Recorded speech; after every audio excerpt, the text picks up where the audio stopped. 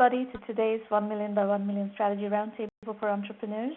This is part of the 1M1M program, and our mission is to help 1 million entrepreneurs reach $1 million and beyond in annual revenue, build $1 billion in global GDP, and 10 million jobs. Definitely a rather ambitious goal, and we hope to accomplish that through your success. This goal is completely predicated upon you as entrepreneurs using the program and becoming successful. That is the whole justification of our existence. 172nd roundtable. We've done for quite a while, and you don't carry on doing something for 172 sessions unless there is in the community in participating. So we've coached thousands of entrepreneurs at this point, and worked with thousands of people over the course of the 4-year plus that we've been doing this. In fact, the roundtables predate the 1 Million by 1 Million program, which started at the end of 2010. So with great pleasure, we are announcing something very interesting this week. It's our new, fresh of Incubate in a Box program.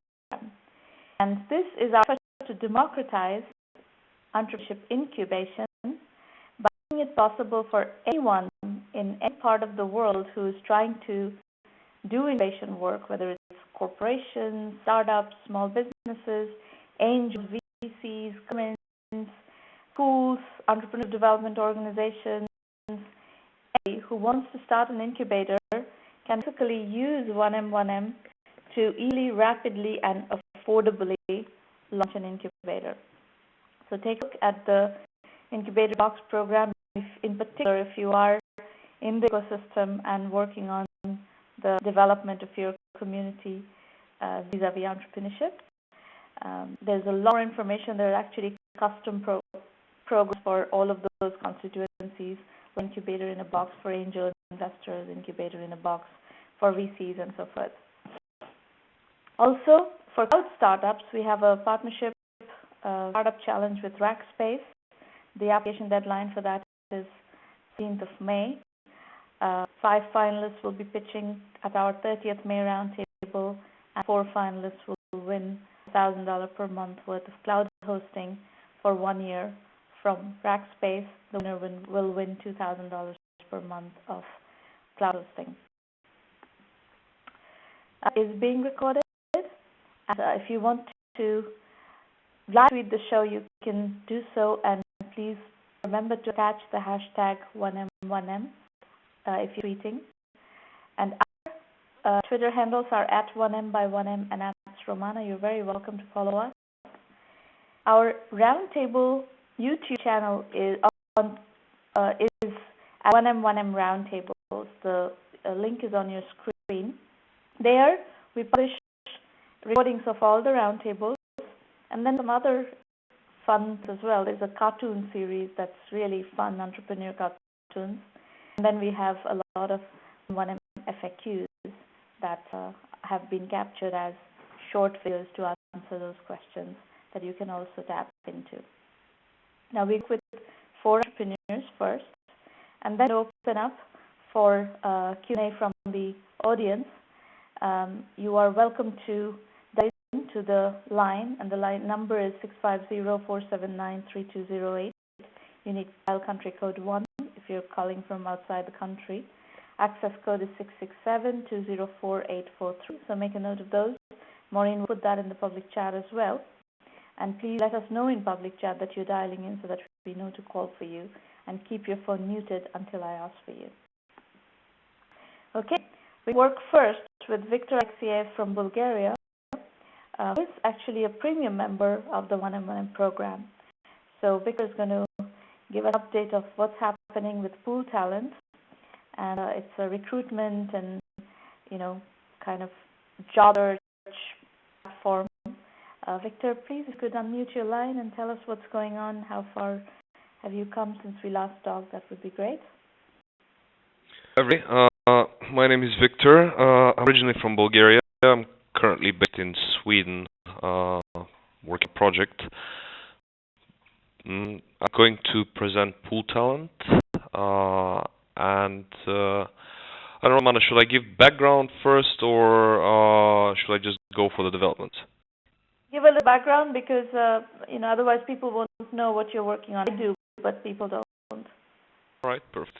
So, well, first of all, the team. This is the three of us who are mainly engaged with Pool Talent, and me and Todor actually came up with the idea as it was needed for one of our earlier ventures, Obecto, which is still existing, and I'm a co-founder in.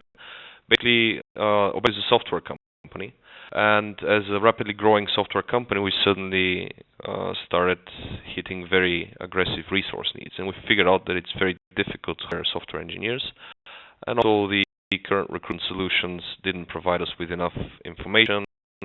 Candidates were of lesser quality, at least the ones that were actively searching for jobs and apply for us.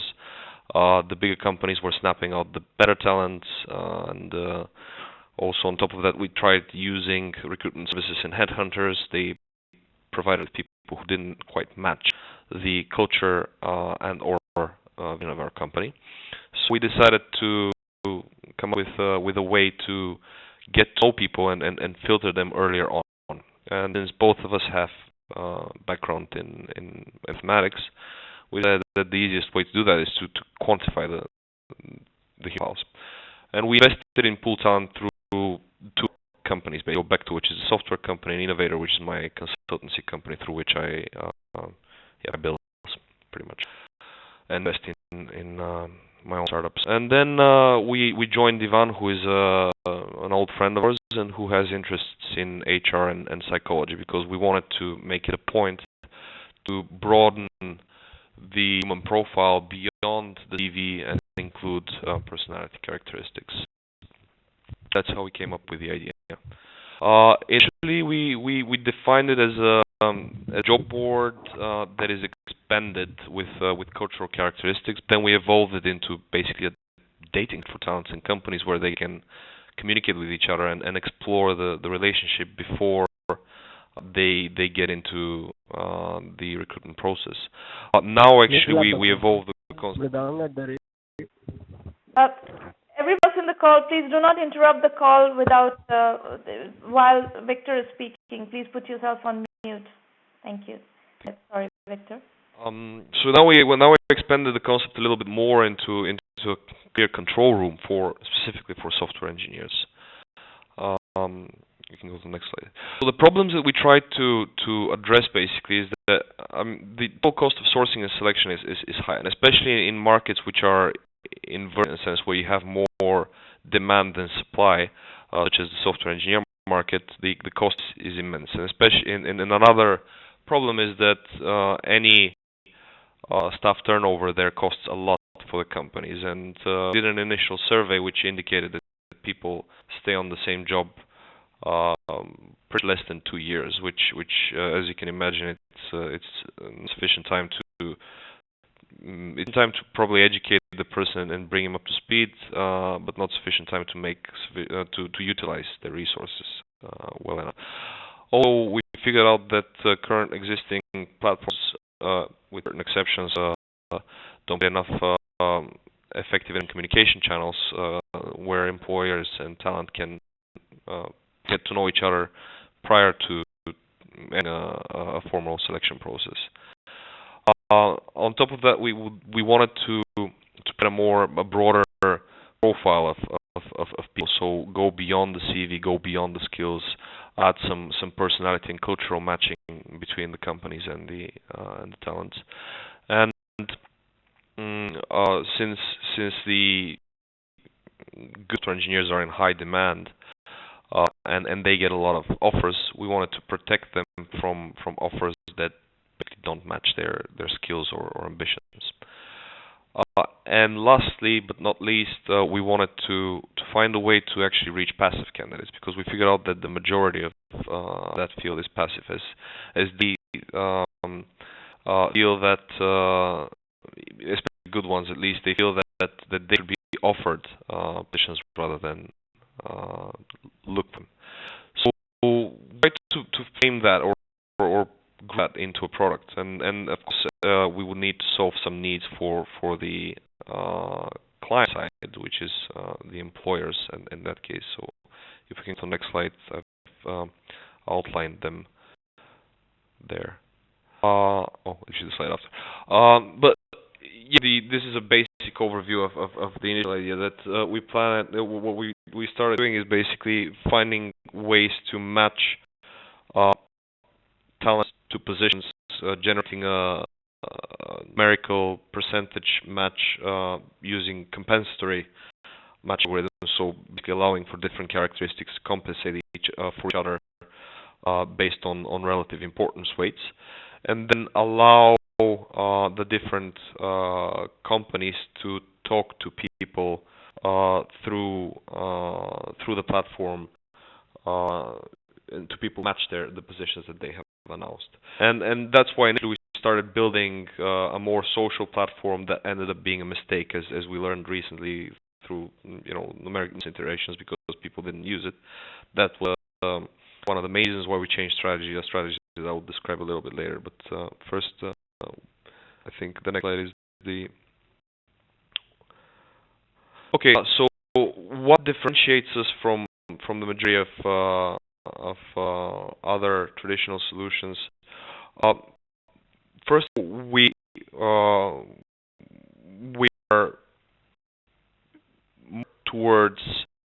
leaning towards interaction than just posting. So we like to engage the users and the companies in some level of conversation. We figured that wouldn't happen in a standard social or microblogging format, as I said, through the bad way.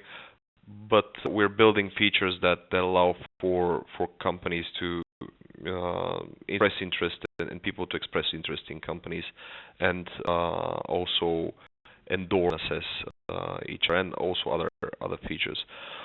Furthermore, we make points to be as a big problem in the market is the information gap. So companies provide offerings that are and elusive, but oftentimes not necessarily fully representative of the reality, and talents overestimate or overstate their abilities and skills. So we try to figure a way to provide incentives for, if you want to say, or an objectiveness, and a lot of data around the market. So a lot of people have difficulty estimating, for example, what their salary level is, how competitive they are, and we decided that using information and in updating that information based on incoming data, we provide that as a value, which is what we think at least now, and what we're testing if now would create stickiness rather than social features. Yep. So for members, what we offer is basically jobs and positions and opportunities that match them as a full person, as basically filtering out all the others that can be considered as irrelevant or as spam. We try to tailor pick them using the algorithms and also using the internal communication channels so that are fitting the preferences and ambitions. So we have plans to integrate features that intent as well. We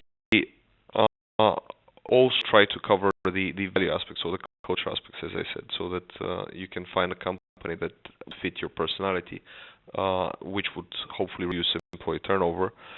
And as mentioned previously, we try to provide sufficient data to support people to finding out how competitive are they in the market. And one thing that is not quite scalable, at least on an international level, but we think is quite valuable, is events. Yep.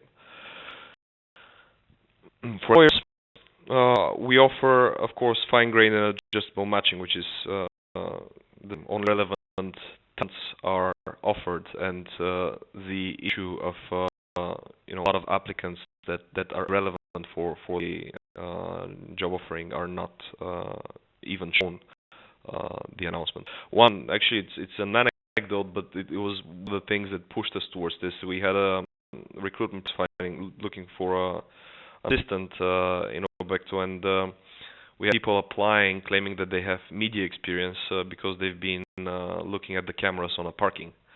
So, by enabling to take care of the at least initial stages of evaluation, we can reduce the amount of irrelevant applications heavily. As I mentioned, we try to take into consideration corporate culture. We to reduce the necessary effort to communicate with the talent pools that are interesting to a company, so prior to an actual involvement in the recruitment process, and hopefully by that reduce the total cost of the recruitment process. We've identified several key competitors. We have identified many other competitors, but we see those ones as at least the ones that we like the most, or we would like to eventually, if we grow to that level, compete with. And our key differentiators are, of course, the fact that we target IT professionals in particular, well, for fine-grained percentage matching, competitive matching, unlike companies who do skill filtering and needs. Our matching is proactive and not reactive in a sense. And we provide comprehensive data that enables people to find their place in the market. And I think that's quite recent, actually came up as an idea from Torer, who is the tech background partner, was basically that we try to own the architecture in a way that it's a lot of APIs and plugins to connect to it. So we basically manage the core platform, but allow for every client to attach their own particular selection system or sourcing system or applicant tracking system that they use. Model change a lot. Initially, we planned to for money by actions. In a sense, we wanted to claim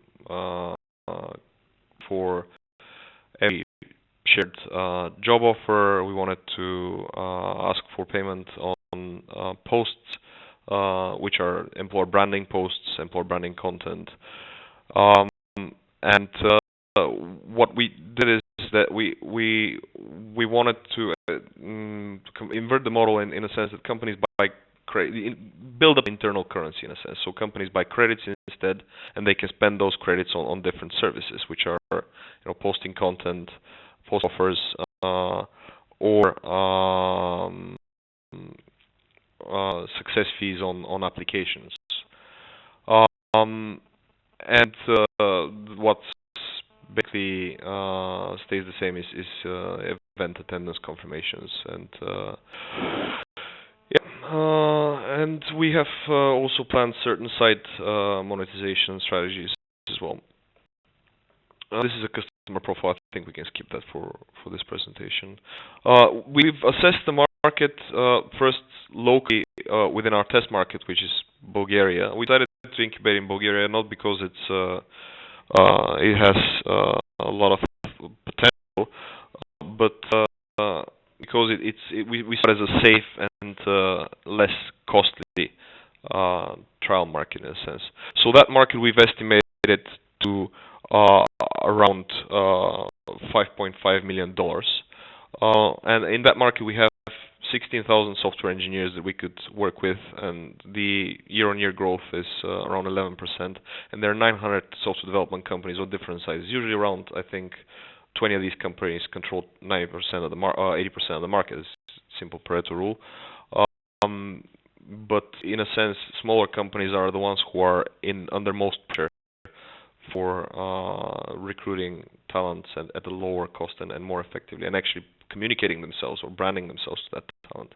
And also something else that we discovered actually is that non-software companies or companies that are not software by the core business model are also another big potential, as for example, banks and telecoms would like to recruit software engineers, but they rarely know how to, or these are not their typical employee profile. So employer banding themselves to that target market and attracting good employees, sometimes it's quite difficult. The global market.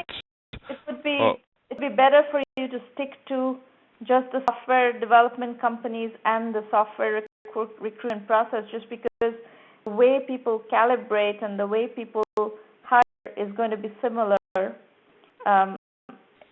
Algorithmically, how you score things, how you score fit, and all that is going to be different if you go into banking recruitments of software engineers.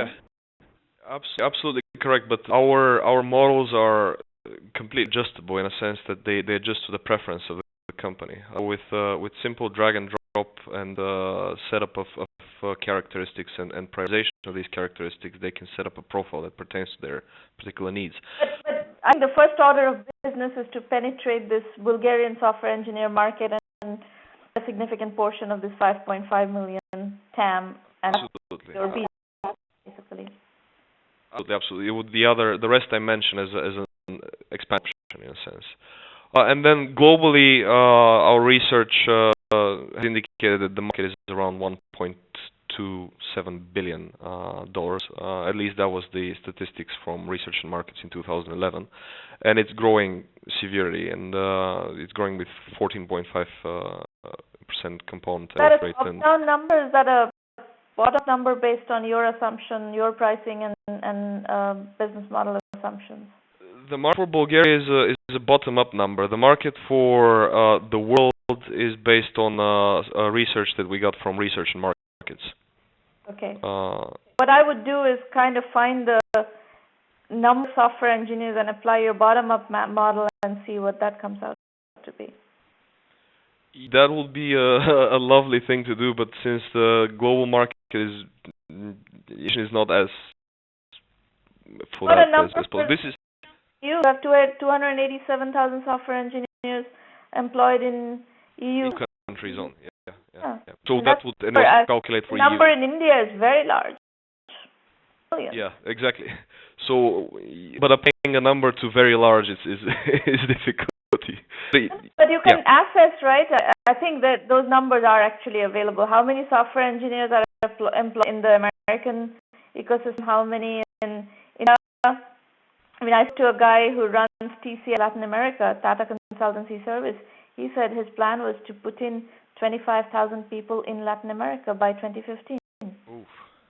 So, yeah, it is an effort we have to take. I think that what we should do in us is because the rollout it's taking its toll on all the partners in a sense, and we are trying to. Is whether your software works or not, whether this platform works. If you can prove it that it works well in Bulgaria, by working with your Bulgarian ecosystem, and if you can prove that yes, it works and it works better than other options, I think the growth can be handled. But first and foremost, you need to make this work. And these are financial projections that we've taken, again, bottom up. So this is assumptions about amounts of people that we can attract, amounts of clients based on numbers of clients meetings, usual average numbers about how many employer branding messages do companies like to send, and how many people they hire per month, and etc. etc. So they are,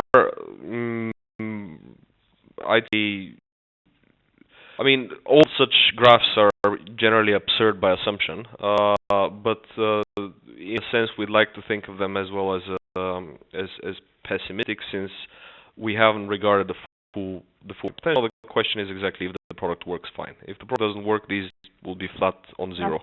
Yeah, the business is not work. Yeah. So our rollout strategy is, as I mentioned, based on first what we know best. So we plan to stay on software engineers, and we plan to stay in Bulgaria until we prove the product. So we working with a certain number of software engineers and certain number of employers. Yeah, now we have only one paying employer for now, and we're planning a major overhaul of the platform. So that would take it. That would take the whole focus for now. We're a little bit cash starving, but yes, we're working with three companies, and one of them is paying. And we have been contacted on several occasions by smaller companies. None of them wants to pay for now, since the user base and the user activity is low. Um, we've been able to acquire over 200 software engineers to sign up for the platform. And there is some good news that I'm going to share a little bit later. Now we're pretty much doubling this number based on an effort. Could you please go back for a second? Victor, you need to speed up. I have three other people to work. I have 2 minutes. And after approving the concept, we plan to expand to the EU and then globally, hopefully. You can see the platform on this site. Currently, there are only job offers from Bulgaria, and then the good news in the next slide. So we have decided to commit to bridge funding from Mitra and Roundtable in order to do an overhaul of the platform. I'm committing resources from my consultancy company, in the sense of employees that I have for running surveys, client prospecting, and client meetings. We managed to run a very successful survey across the software development communities. We got 150 complete responses and 180 incomplete responses. Of these, 30% are actually usable, so we can use some part of that in order to make assumptions. 120 of the complete responses actually they signed up with their email for the new release of the platform. Changed the concept from a matching site to a career control center and dashboard. We've built wireframes and designs for 60% of the pages, and if you want, you can see them in the next slide. So this is how we envision the new platform: much more dashboard, infographic style, and dynamic elements and information about the market and the offers. Okay. Thank you, and sorry for running over time. Are the development resources becoming available? The issue is that we're using development resources for Roundtable, and the alternative cost there is quite high. We plan to dedicate a team this month, based on the 1st of May. What happened though was that one of the client projects certainly expanded, so that took part of the focus. Now we're trying to hire 2 people on purpose, working for Pool Talent only. Okay. All right. Okay. Good sign. Good progress. Thank you for running over time. Questions or anything else that you want to run by me? I appreciate the feedback for building up. We have an issue getting our focus on this project because of the alternative costs, and I really have a difficulty handling that part of and it's a soft set, because Roundtable has its running business and clients. It's very successful.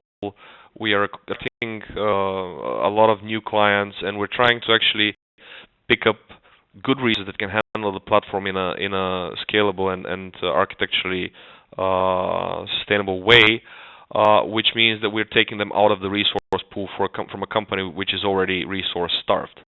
And the other issue is basically that we're also hurting cash flows from both companies by investing in the project, which doesn't feel amazing. I think that one, the latter, is easily resolved, because your consulting company doesn't have the kind of potential that this business does, right? That is why you're doing it. If you make this thing work, the scale at which this will be able to go without adding bodies is huge. Yes. So there is an emotional and business decision, basically, that this project needs to be. There's a long-term view on this project, so there is a certain amount of resource that will have to be committed, and at the cost of some short-term revenue profitability on other business, on the consulting business. So that's a mental adjustment that you and your partners will need to make consciously, and it's a strategy that many entrepreneurs have followed to generate services revenues and then invest that into products on this, and the product business really takes off, and then it's worthwhile. So that needs to be in your head, you need to internalize, you and your partners need to internalize that this is a conscious strategic business decision. And the only thing we want to do before that is figure out a way to create stickiness, so that we see track with the software engineers, because the companies love the product. Is that software engineers have at least in the Bulgarian market, they can be classified as haters in the sense that they don't react positively to a lot of new things, recruitment things. 250 complete responses in terms of what the software developers are looking for. Something we haven't actually analyzed yet, since we are still get 300 responses, and right now it's Orthodox holiday and my resources are off, and I probably haven't had the time to analyze the resources, the survey responses. Okay, so order of business is to analyze those responses and figure out what is it that would drive their stickiness. That's before you trigger the development resources. That's something you want to figure out. It makes perfect sense. Yes. Okay. Well. Thank you. You have your cut out for you. Right. Thank you, Victor. Hello. All right. Yes. The line Soft is the company. Go ahead. Yes, this is Anant. Can you hear me? Yes. Okay. Good morning, everybody from USA. Good evening for India folks, and good afternoon for European folks. Soft is a software product development company. Our focus is to develop software for small and medium-sized businesses. We have specifically chosen this area. The reason is because this is a very fragmented industry and it's often a neglected area.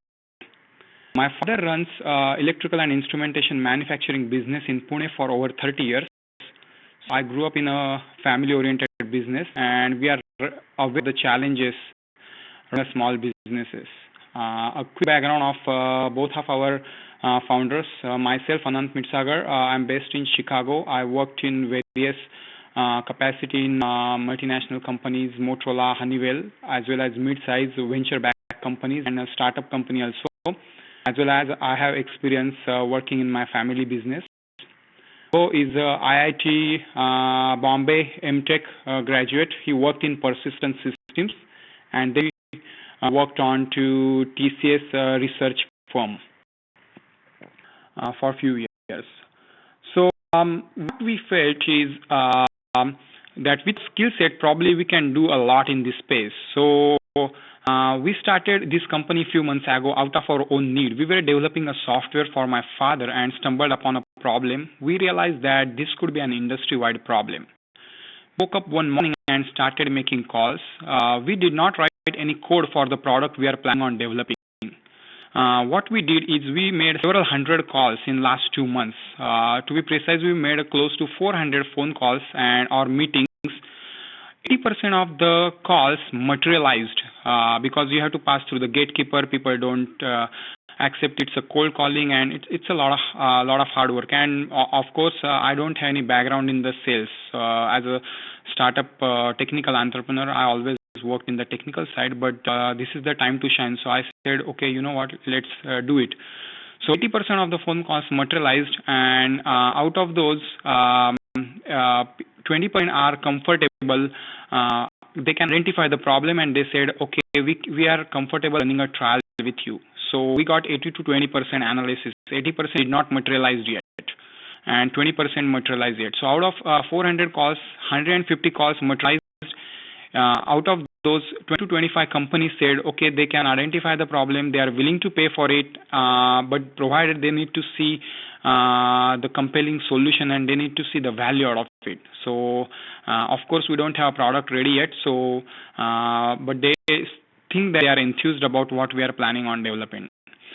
So what we are developing, actually, what problem we are planning on solving? Our problem is focused on the process automation industry. In a nutshell, a process automation industry means, suppose a craft food company. It's planning on building a Cadbury in Bay Area. So what they need is they cannot make every Cadbury by hand. They have to automate their plant. So companies who focus on this area, who make equipment, who provides automation for Kraft company, for Nestle, for Hershey's, for Twinkies, those kind of things. They are the process automation companies. And there are tens of thousands of companies in USA alone. What we realized is in a small business world, people take a lot of time in doing the quotation. It's a completely manual process. Most of the time they use an Excel-based spreadsheet. It's a tedious and time-consuming process.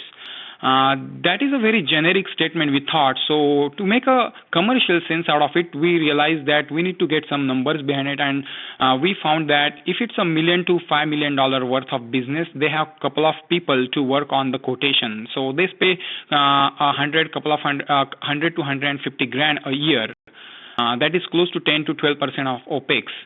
And we felt that is a little bit higher side number, and if we can make that number smaller and provide a value proposition for the small businesses, probably we have a compelling story.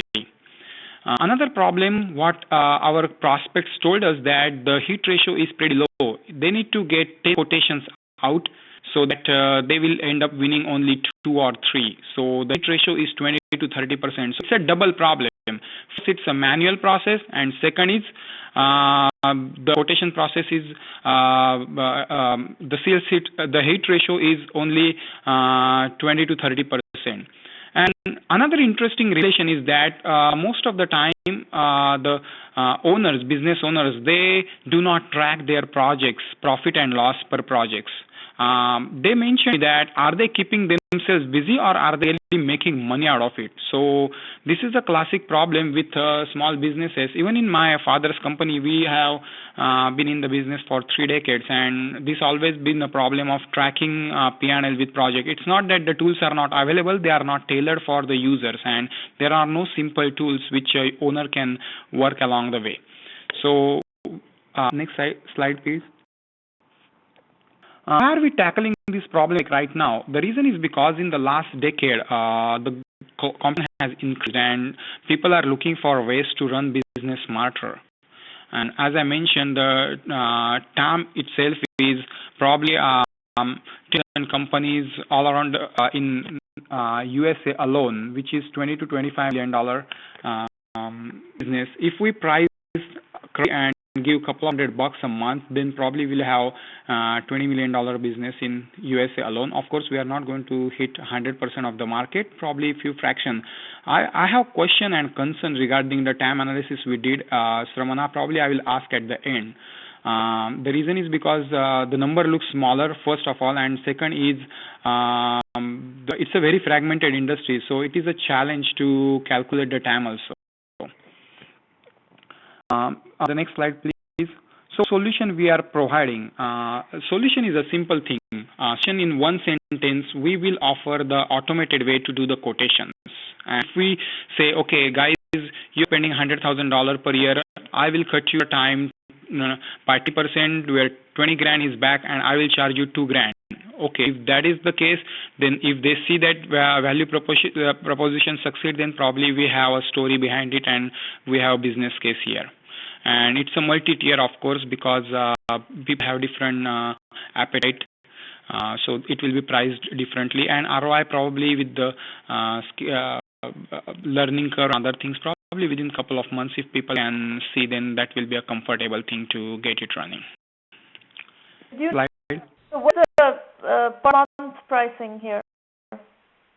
Per month, it is ranging from $99 to $100 to $299 per month. Not per, this is per, not per year. Yeah, month per user. Okay. All right. This is what the customers told us that they will be comfortable and they wouldn't think twice to pay. Okay. Okay. What we are doing right now, how industry is working right now, most of the people I mentioned, 70 to 75% are comfortable with Excel spreadsheet. They crunch their number in Excel spreadsheet. And that's why most of the time they spend.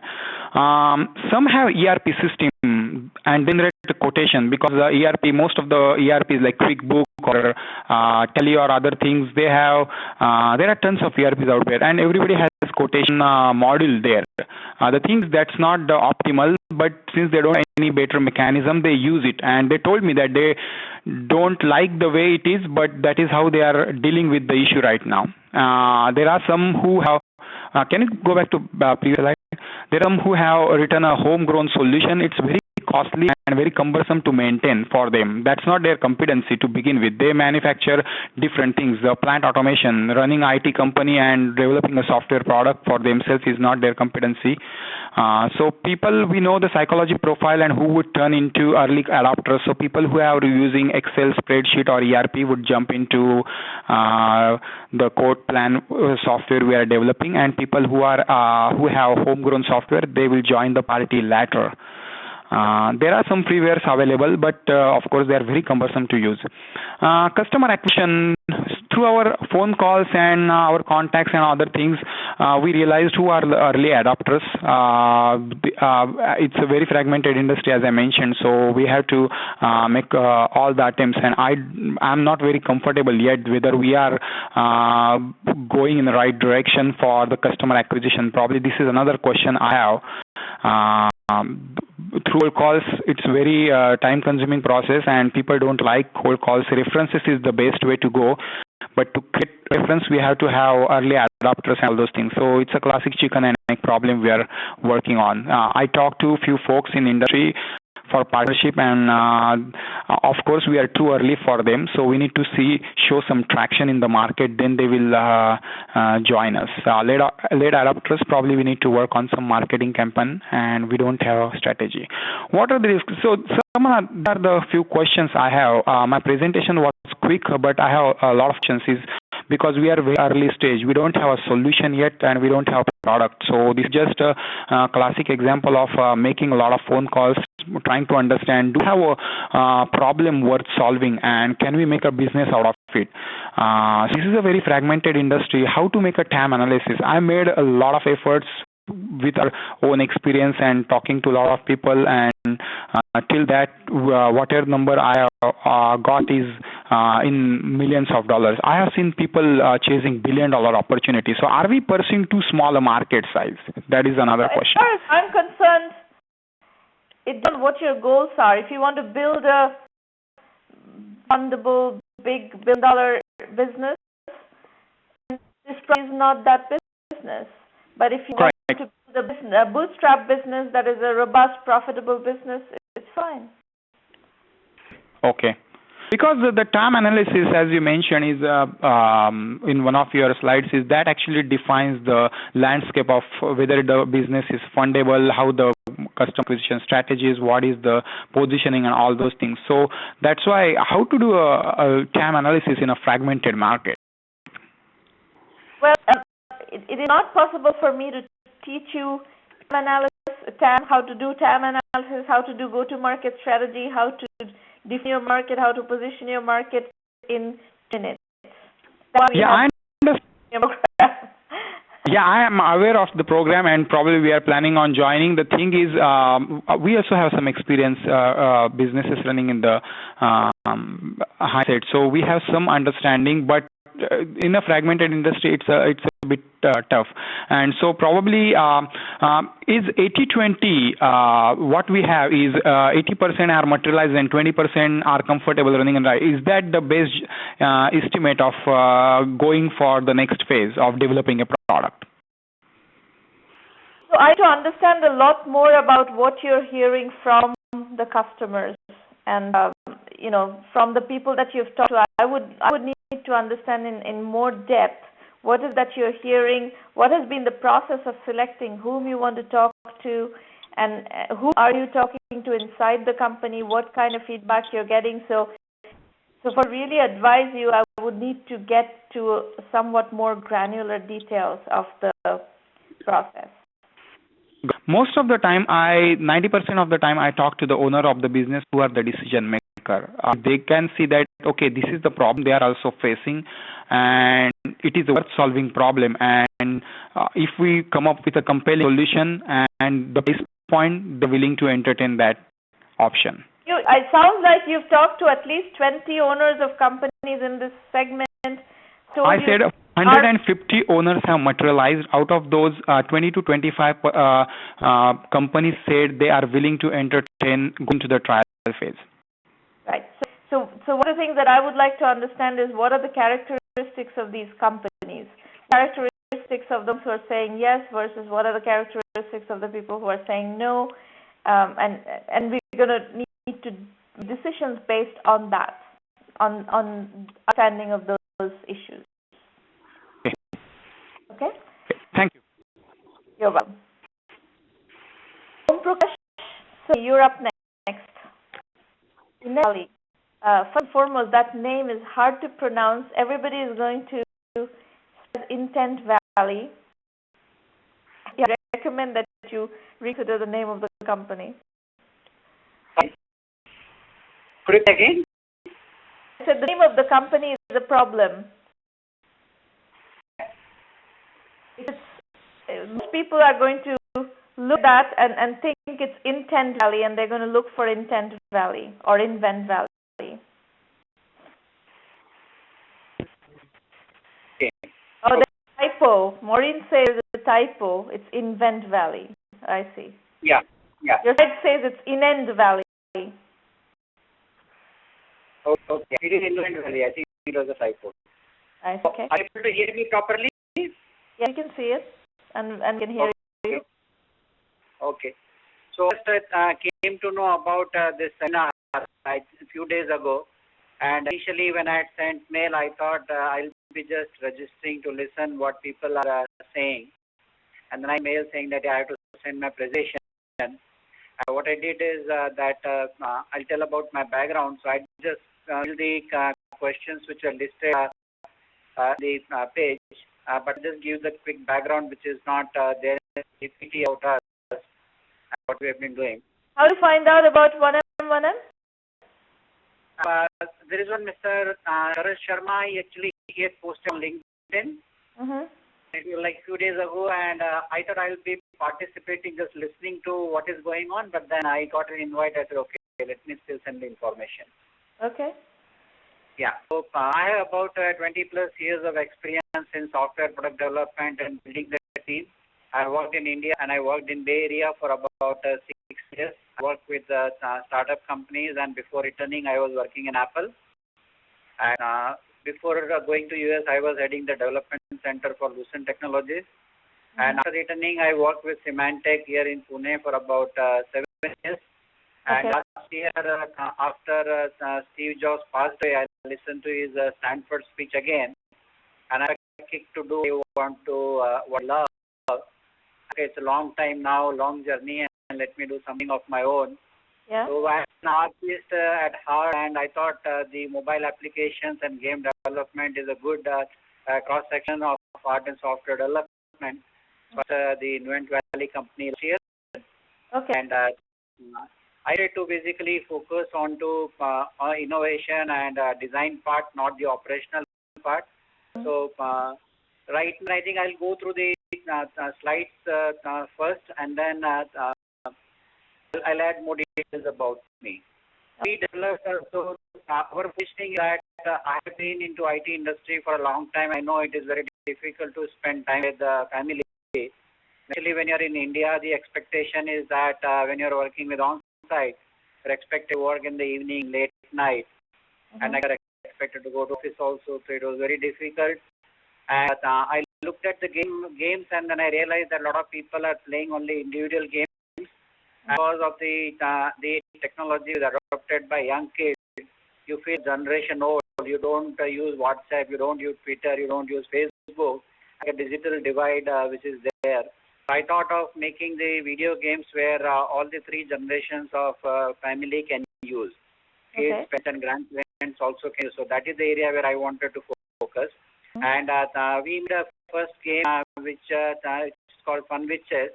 And basically, just give a little bit more information on this product that it is not something religion people are required to play. It adds elements of dice. So your move is basically dependent on the number which you get. So if you get one number, then queen can just move only one square. Queen can't move further. So that's control. And then each piece when you kill, it has a certain points associated with it. So if you tease, then you get some score. So let's say after 15 minutes you decide to just call up, then you know based on the higher number who is the winner. And the element was that the pieces can rebound based on certain rules. So you are not disappointed that my piece was killed by the other party. Will again come back to the board. And then on the iOS you're selling it primarily in India for families to play together on the iPad. So it is globally posted on App Store and Android Store, available, and it was actually downloaded in 51 countries in first week of launch. But you said you prefaced this discussion by saying you're trying to build games that are multiplayer games to be played with multi-generations with family. How does that connect with this particular story? So what I was looking at is that not just India, but also what can be done is that in the remote, the brain can be somewhere and the child can be somewhere else. And if they play, they can play together, or it is available even on Facebook also. So, the idea. Okay. Does that answer your question? Okay. Is it a free game or is it a paid game? So my version 1, I wanted my brand to be established and wanted us to be known, so I made it free with advertisement. But it doesn't have the remote player version. The version V2, which is there, will be the remote player version where we'll unlock in the game that if you want to play remotely, then you'll have to pay $1. Okay. So in the version 2, it will be remote player version will be available, and if you want to play the remote version, then you'll have to pay $1. Yeah. Positioning I already covered, and we got a good feedback. If you can just go back. Yeah, if you just see, one of the feedback which he got is the person said that normally my teenage kid will not play with me, but I got them over to play with me over weekend, and we had the fun with chess. So I got what I wanted to achieve. Okay. And also we covered in version 2, we would like to make it a premium model where advanced the remote player version will be available. Two people can play, sit, put the iPod on the table, and face to face they can play the game. And what's in-game purchases in chess? What in-game purchase do you plan to offer? So he had written this, but this will basically be the in-game purchase will be purchase facility to play remotely the game. That is what I was meaning by. That is not the way to put it. In-purchase means virtual goods. So what you're talking about is a single-player game to a remote multiplayer game. Yes. In-game purchase is not the right wording to describe that. Okay. Feedback, I'll update that. Okay. And then this is where I had listed like a very broad thing. You will already be aware that the game industry is like has in total revenue like 2 times that of the Hollywood movie revenue. Yes, also an incredibly crowded business. Incredibly crowded. So in this case, we bootstrapped our company. I started last year 2012, and we have worked on 2 more product concepts. One which I am calling as a Little Baby World, and I acquired the domain name. So here we are actually planning to make the game based on the experience they kids have in their childhood. So the single line is that happiness doesn't come from costly or rich things. If let's say you're just playing in the water or splashing the water, those kind of things also give you happiness. So this game is based on that one, and the version 2 will be the social version of it. Second version is second in which we are right now in pipeline is the Ascent Everest, so which will be more of a simulation for what it takes to climb Mount Everest, and along the way we want to include some of the leadership or the which are needed.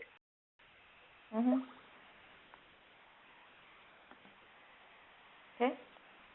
So actually, I am looking at basically two parts. One is that just for a year, and then the second one was that what people suggesting me that we should make the business plan for at least 2.5 years. So we don't have to go to from investment point of view again after the year. So currently in my current model, what I had done was, I have a core team of designer and the one quality person, and I was a designer for the game. So I deliberately didn't build a team, hired the people for doing the development and testing. Of my friends' team. So will that be a concern that I did have my own team for doing the development of this EL game? So many people are playing the first game, the chess game. Yeah, so around 375 downloads have happened in last weeks. That's minuscule. In terms of game numbers, that's minuscule. And I think one of the issues that you're going to face is that you need to prove that this is monetizable.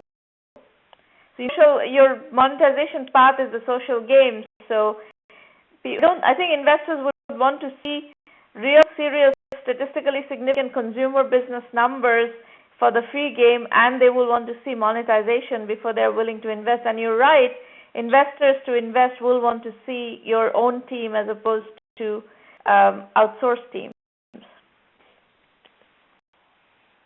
Okay. So you bootstrap this to a further level of validation and team building, and for yourself also. This is not something that you should raise money for without figuring out whether you can actually make it scale or not. Because if it's going to be a small business, then you don't want investors in it. Agree. But keep working on it. I think there's but it's a very crowded market. This multiplayer casual games is a very, very crowded market. Yeah. So I'm coming to the second thought which we had after going through this journey. So if you go to the next slide, I already covered that this is the core team which we had. But actual development engineers and the testing engineers are outsourced. But based on your feedback, I think investors would like that as a team with me. Yeah, and not only that, if I were you, I would actually not hire the team right now. I would continue to use an outsourced model to get the monetization established. Got it. Okay. Thank you. So proving that the product can gain traction and you can monetize it before I increase the burn rate hugely. Yeah. Okay. So so I had just a few questions to the end. So when we went through the whole thing, we realized that gamification is one of the areas which is an interesting area, and it fits well with our strength of building the products and building the team for a long time, and trying to bring in the challenges and the changes in the enterprise, the various initiatives. So what we can consider another area is that gamification, where we work with the companies and the initiatives which are needed in the organization, they can be gamified. But that's a different business. In that case, launching games in the consumer world. Agree. So in this, I wanted your opinion on as you mentioned that even when we go to the investors also from funding point of view, the moment they realize that it is a casual game and it's a game, then first word which comes out is like the crowd area. Oof. But in case of let's say more from our success point of view, so that we if you look at our strengths, the 20 plus years of experience, we know in and out actually how the organization works, what kind of dynamics are there, what kind of problems are there. And then I have not listed this on my PPT, but let's say if we just have to move totally from the video games to just into the gamification area, what is your opinion? That's likely more of a services business. So it's not what investors typically fund, but services business you can do. I think you don't really have much experience on your team of bringing to market consumer products. You have experience of building products, but you don't really know how to bring consumer products to market. I'm not saying that you cannot learn, but I think in the casual gaming business, this is going to be hard because it is such a crowded market. Whereas if you're trying to offer gamification services to enterprises, something that actually is more in your sweet spot. However, this is not a fundable business. It is not a fundable business. Oh, fundable business. Okay. And one question which I had was that from revenue projection point of view, in games, people like to say that I want to multiply my money by 5 times when I'm investing. Yeah. Actually, probably project the revenues for future. It's very difficult, right? Again, it's something I cannot teach you in 3 minutes, but you basically have to assess the TAM of the market, total bottom-up TAM analysis, and then you have to derive a certain market share from it, and so forth. Okay. But if you're willing to do the work in that we offer you, we offer you the full curriculum in the premium program. If you're willing to do that work, you can learn all of this stuff, including the full go-to-market strategy and everything. Okay. You're welcome. Mitra, next. Am I audible? Yes, we can hear you. Go ahead. Yeah. Hi, everyone. I don't think that fancy to show right now. I just put on this presentation this evening. I was actually expecting to be able to pitch to you. As other people, I thought that how come you guys registered to pitch and they don't expect to pitch? What that's supposed to mean? No, so when you registered, you don't actually think the idea that you have, and this is a very nascent idea. I wasn't really expecting to get a call for pitching. The company is called Fire. It basically is bespoke customized clothing options we made available to Indians. Okay.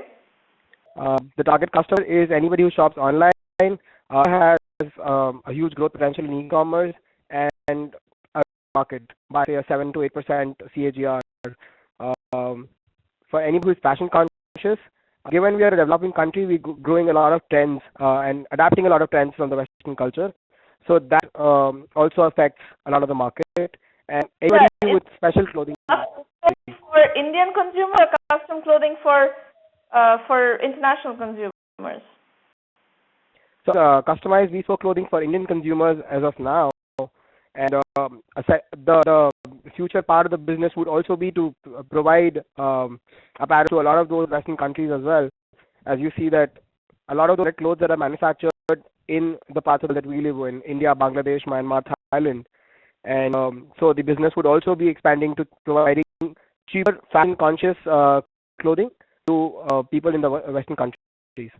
And going to be providing the patterns and designs and stuff. Are you expecting the consumers to provide the patterns and designs? And so we have both options, and that is for a simple reason. A lot of times when you come across a crowd, I'll give you a background to myself. I come from a family where my mom is a fashion designer and she's run a boutique for the last 20 years. And as a young kid, I've been quite involved with it. And so in India, when you see, you have two kinds of customers: people who are fashion conscious, who will be fashionable. They have no idea of the technicalities, or they do not follow much of the media. And those segment of people who know what is fashion right now, how things work, how to design a particular pattern. And so for me to cater to the same market, it is very imperative and important to design a website where both these needs are taken care of.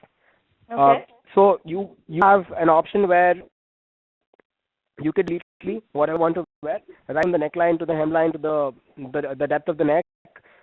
What embroidery do you want? And the option where you have a basic template already.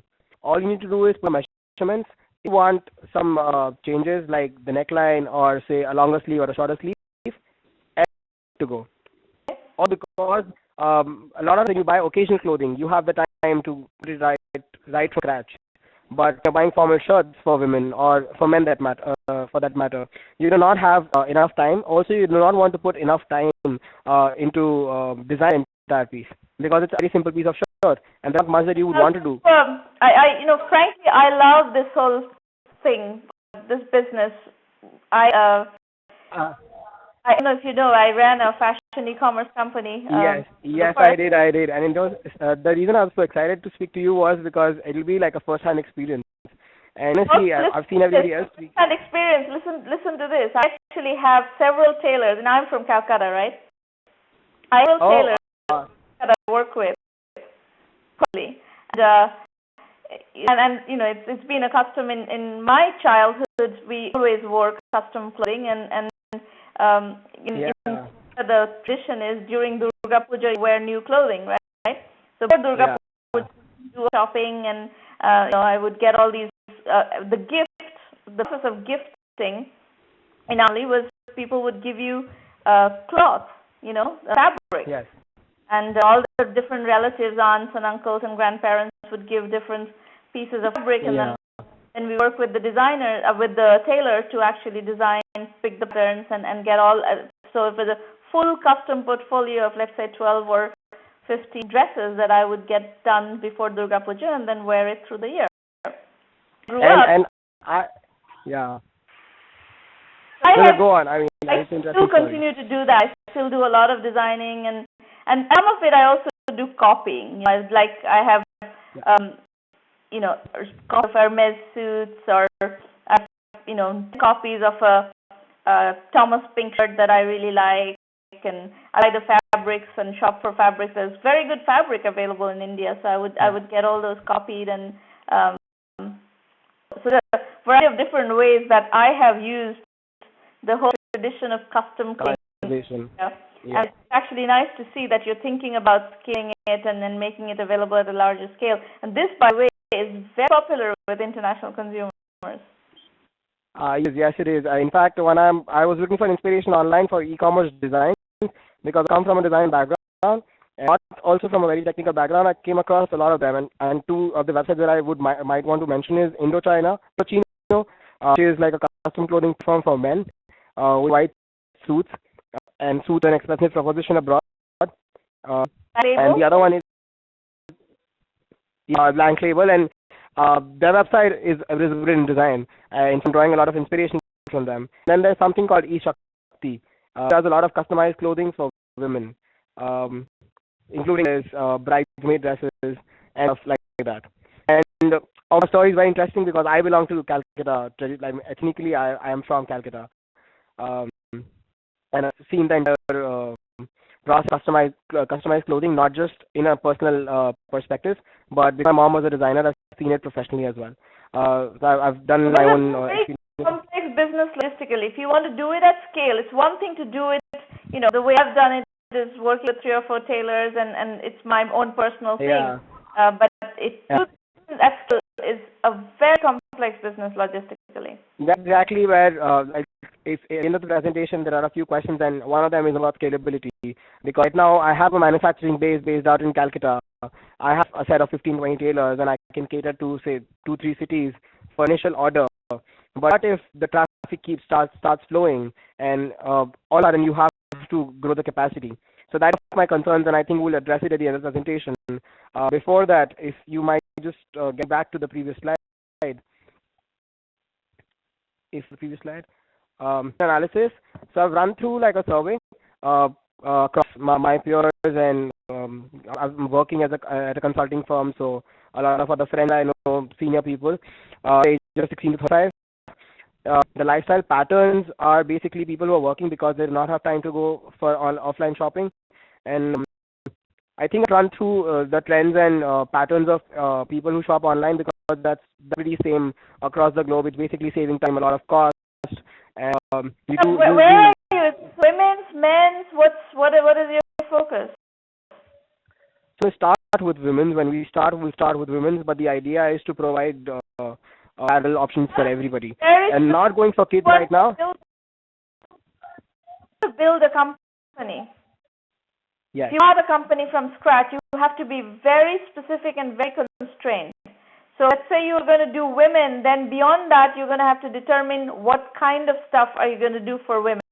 If you do traditional ethnic clothing, that's one style of tailoring. If you're trying to do shirts and professional wear, that's a different style of clothing. If you're trying to do Western dresses and stuff, that's a different, the cuts, tailors who are capable of handling each of those different types of clothing are very different tailors. I completely understand that, but the reason why I would want to cater to them right now is, if you as an organization, I'm quite young, but as an individual, I have quite a bit of manufacturing capacity right now. So if I have 15 tailors, I know 5 of them can manufacture Western, 5 can manufacture formals, and 5 of them can manufacture completely Indian. Apart from that, I have people who can do a lot of, say, saris, which is quite famous in India. So if I say the reason I want to go into a very particular integrity, especially in India, is that you will be narrowing down your market too much. I agree when you say that you have to be very focused. At all. You need to narrow down your market and perfect one by one. This brings next. I might agree to the fact that I might do it at a level, so I might start with, say, Indian, or say start with Western, because that's where the crowd, I see the crowd coming first. I'm in the market and I have enough backing financially and also a brand built, I'm sure out to other avenues. But yes, when you say one place to start, you cannot do 5 different things at once. I would start with one thing. Obviously, I totally agree. Into account, and I'll definitely think around it. You can get to the previous slide. This will mean Google AdWords. So yes. The one was through a customer survey, as I told you. A basic bottlenecks around the Indian e-commerce is payments, delivery, measurements, alterations, and scalability. Scaling, I've already told you, and in fact, you also agree to the fact that it's difficult to scale at a larger level. A larger problem in this case, because when you're doing customized clothing, you're actually cutting out a specific piece on measurements, and so the chances that you could use the same piece for someone else reduces immensely. In India, the payment method basically cash and delivery. So I certainly cannot expect the pattern to change. So a lot of my deliveries will happen with the cash being delivered on the doorstep. This is one where you may even need to take some advance payments. The thing how it works in India really doesn't permit you to take advance, because one, you don't have much competition in the market, but a lot of other websites, in fact every other website that deals in apparel gives cash on delivery. So you face a lot of competition from them. Do they do custom work? They do customize. The only website that I know of which is close to customization is yebi.com, and what they do is you order, say, 10 pieces, 10 sizes, they will send across to your home, you try them, whatever fits you buy, but they're not customized, they're to your size. Yeah, but in case you're cutting to somebody's size, if you pay, then you can't use that anymore. So that is something that I'm thinking around, maybe thinking of... my perspective is, you are providing something that is differentiated and that is unique. You can't go against the grain of the market. You can tell a consumer who is willing to, wants this enough to do custom work with you, willing to do an advance. Yeah. So also any custom business without some amount of advance payment. If it's a personal relationship, like with my tailors, I don't need to pay advance because I know them. Yeah, also that's been a long relationship. But for every individual customer is a different, unique individual. Exactly. With some people who are strangers, and you cannot expect to put in our investment. You make you buy the fabric, you cut, and with my tailors, I buy the fabric, right? They don't invest in the fabric. Yeah. The other problem was with cash on delivery. Sure. So payments is, again, then I'll decide on what percentage do I need to take in. I at least need to make sure I cover my cost of raw materials and none of the labor is wasted and so forth. In terms of delivery, it becomes logistically difficult because ideally what happens at e-commerce is you're delivering again 2 to 3 days. But as you said, because I'm delivering a different service, people might just want to wait for a week and a half. Just quite a small period I as think it's compared to understood that if you're doing custom work, people have to wait longer. yeah. It's an understood part of the equation. So option right now is that initially when I start, should I just focus delivery in key cities like Delhi, Bombay, Calcutta, Ahmedabad, or should I one city, do it in one place? Just uh, how I thought of, but then a lot of people around me said that you might just lose market to other people because it's easy entry, and I don't feel it's easy entry because the manufacturing is a huge cost, which luckily I have. this is not how business is built. You have to start small, perfect your model, prove out your model, figure out how you're going to do all these different pieces, and go step by step. You can't boil the ocean. Those get built if you try to boil the ocean right out of the gate. Yeah.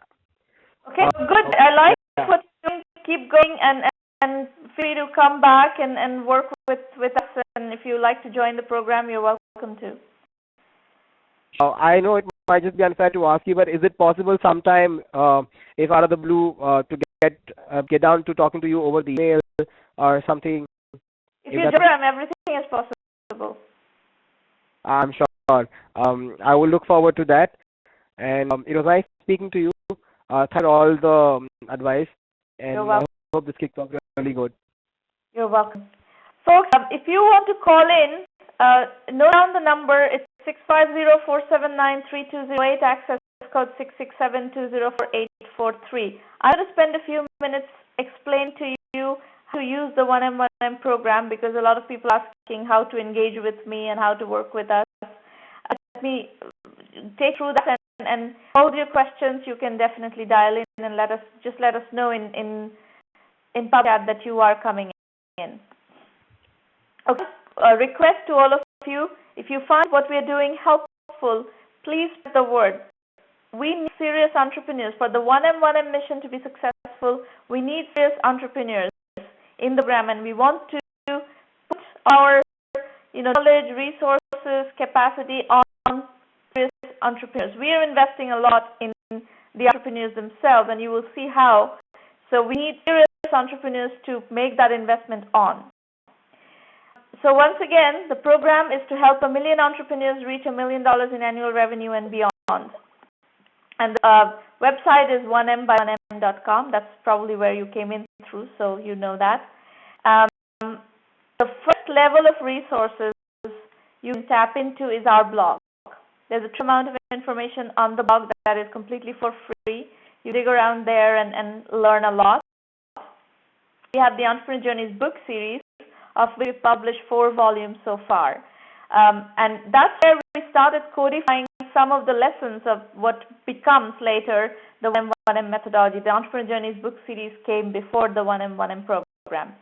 The books are available from Amazon, Kindle, and in India from Flipkart. Bootstrapping and positioning are 2 absolute cornerstone philosophies of the program. It will always make you get very granular and very focused on specifically how you are going to position as you enter the market and how you're going to derive the TAM, how you're going to derive the strategy, go-to-market strategy, everything out of that positioning decision. And this is something actually quite unique. Positioning is a skill that people in the business will have. In consulting days, that's where I made the maximum money. Anyway, so the blog is at sramanamitra.com, and you can find it also from 1m1m.com. This is what the site looks like. You will have lots of featured videos which have, cues about the program that you can use to learn about the program as well. The roundtables happen every week. This is our 172nd roundtable. Thousands of people come to this session. Thousands of entrepreneurs have been pitching, listening, learning, and so forth. Register and book your slot to pitch through the website. All the schedule, registration information is there. Then we have the premium program, which is a $1,000 annual membership fee. And through that, we offer you extensive methodology guidance, strategy consulting, like what we are doing in a small scale right now, but there's a lot more going on behind the scenes, behind the premium launch. We have a full curriculum that we give you all these lessons. So the questions that we were getting today, go-to-market strategy, TAM analysis, bottom-up TAM analysis, all of this is taught extensively through the curriculum. And we also help you with business development, customers, channel partners, investors, media analysts, all of that we offer extensive support on. Our $1 Million Club consists of companies that have already crossed $1 million in annual revenue, and we have a whole bunch of companies in this series that would meet who are members who are doing really well. So we provide $375,000 a year of value for $1,000. $375,000 plus 5 to 10% equity is what it would cost you to access what we offer you for $1,000 annual membership fee. So please go to quantifying the 1M value equation, where we explain to you that ROI analysis and also how to use 1M effectively. A program, the way it is designed to be used, there's a tremendous amount of value that you can derive out of it. I also recommend that you go to the 1M self-assessment. This is available from the website to calibrate your idea or your business and see where your gaps are. And if you're a premium member, we offer you curriculum modules to fill those gaps right here in the self-assessment. Again, 1mby1m.com is the site. Premium program is described in detail, what to expect from the premium program, the video FAQs, all of that will help you evaluate and understand the program. We have designed the curriculum is two parts. It's core curriculum and elective modules, and it's built with video lectures and case studies. These 172 roundtables, plus all the private roundtables that we've been doing for all these years, all that has helped us understand at a very deep level what issues are as entrepreneurs. And what we've done is with that understanding with case studies of successful entrepreneurs. We have, since 2006, we've been doing case studies of successful entrepreneurs. Today, 1 Million by 1 Million has the most comprehensive body of case studies for early-stage steps in technology and technology-enabled services, and have regulated our understanding of your issues and how experienced entrepreneurs have solved those problems, and created this curriculum that you can learn from in a very compact, efficient way. And it's doing really well. Our members are using the curriculum, rave about it. So the curriculum consists of, as I said, core and electives. In the core, you will learn bootstrapping, positioning, market sizing, customer validation, financing, customer acquisition, and team building. And in the electives, you learn Web 3.0 and e-commerce, cloud computing and business solutions, accounting and consulting, mobile and social apps, healthcare IT, online education / educational technology, gaming. All of these are as elective modules. So huge amount of core knowledge as well as huge amount of domain-specific, industry-specific knowledge that you can really derive your strategy out of. And also very inspiring as you learn from these experienced entrepreneurs how they have solved their problems. What that gives you is confidence that yes, you can do it too. And that's very, very powerful. Our is lean, capital efficient, bootstrap startups. So we always steer you towards laser sharp positioning and real crisp bootstrapping. That's a very key portion of our strategy. As I said, we do a lot of work in the media. We have huge clout in the media. As you know, I have a big reputation as a business writer, technology business writer, Forbes column, lots of books and blah, blah. I have tons of syndicated columns. We make all our clout in the media available for our entrepreneurs. So we give you a lot of coverage through the program as well, and that helps you gain visibility and credibility in the marketplace. Very big presence in social media. Huge Twitter channel, LinkedIn channel, Facebook channel, Facebook page, all sorts of things that are grouply Again, enhanced, we have a huge email newsletter, so huge amount of access through our social media channels that you can also plug into.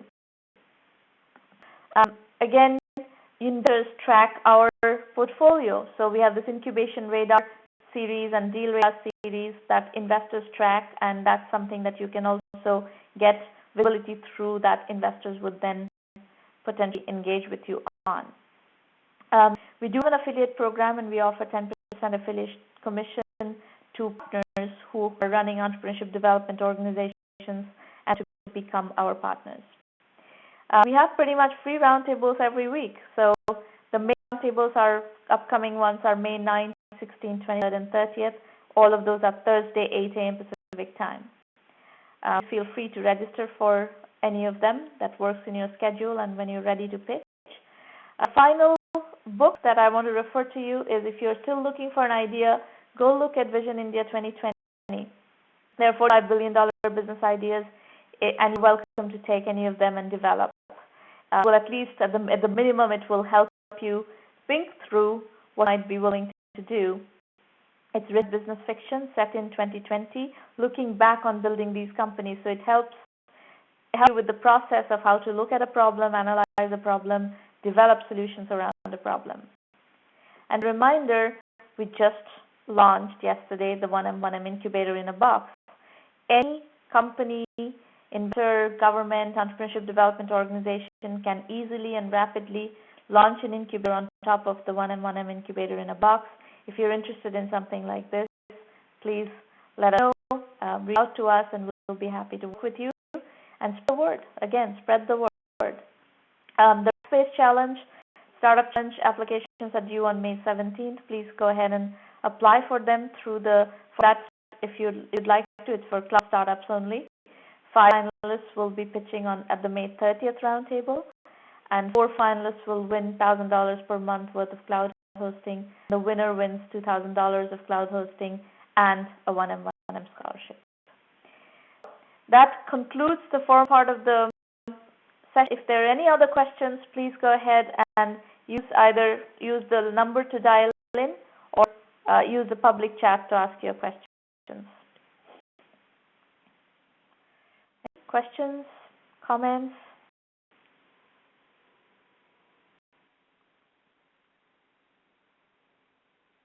Yes? Yes? Yes? Hi, quick question. Is your curriculum tailored for individual entrepreneurs, or is it a generic? How does it work? What do you mean? I know every specific business has their own intricacies. There's some common knowledge you have gained over the years and the experience you have put together working with multinational companies, running your own company. So that is valuable. But apart from that, every individual or entrepreneur needs a little bit of tweaking.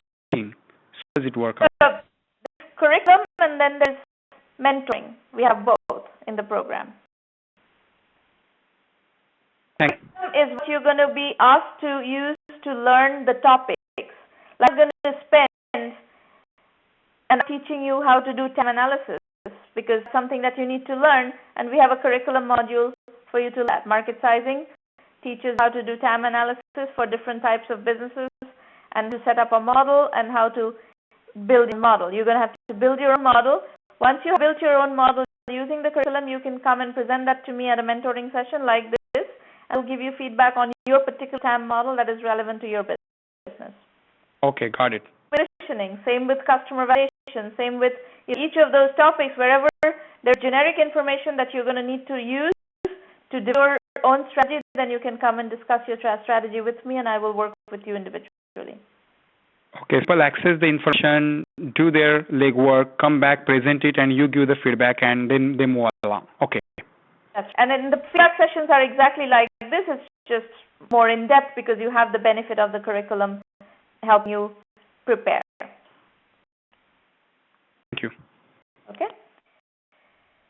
Remember, you also have the elective modules where you have a lot of domain-specific information as well. So if you're building an e-commerce business, the Web 3.0 and e-commerce business module has case studies and experiences of other entrepreneurs who have built businesses in the category.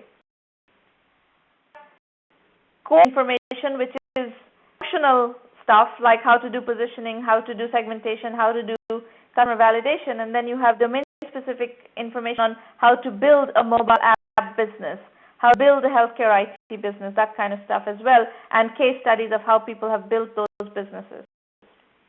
It's you have a lot of very comprehensive guidance from the curriculum, and then on top of that, you have the interactive mentoring as well, personalized mentoring.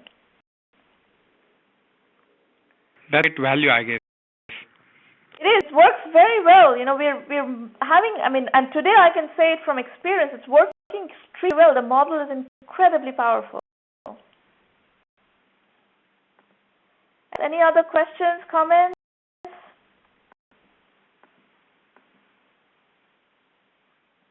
Yeah. All right.